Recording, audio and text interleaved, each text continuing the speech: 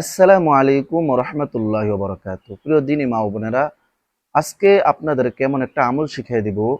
আপনাদের যাদের স্বামী নেশা করে, নেশা আক্রান্ত আছে, আপনার যদি এই আমলটা করেন তাহলে অবশ্যই অবশ্যই আপনার স্বামী নেশা থেকে ফিরে আসতে বাধ্য হবে।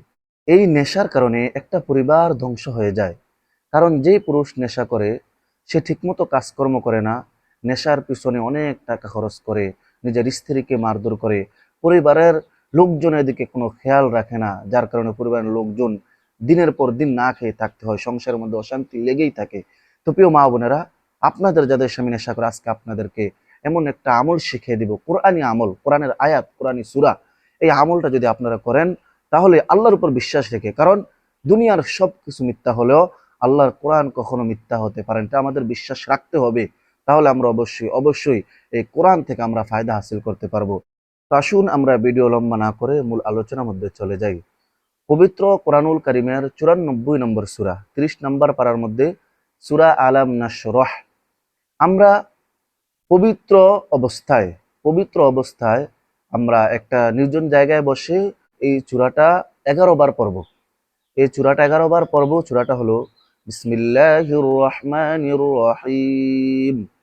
আলাম নাশরাহ লাকা সাদরাক ওয়া ওয়াদা'না আনকা ওয়িজরাক আল্লাযী আনকাযা যাহরাক।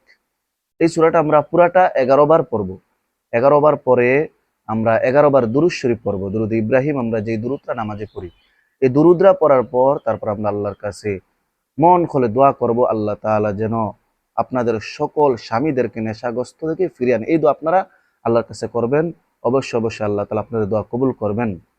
দ্বিতীয় আমল হলো পবিত্র কোরআনুল কারিমের 48 নম্বর সূরা 26 নম্বর পারার মধ্যে সূরা আল ফাতাহ।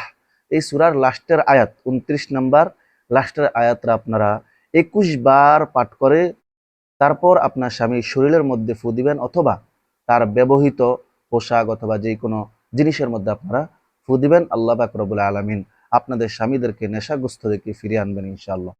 তৃতীয় আমল হলো আপনার স্বামীকে যেন আল্লাহ তাআলা নেশাগ্রস্ত থেকে ফিরে আনে, এই উদ্দেশ্যে আপনারা বেশি বেশি দোয়া ইউনুস করবেন।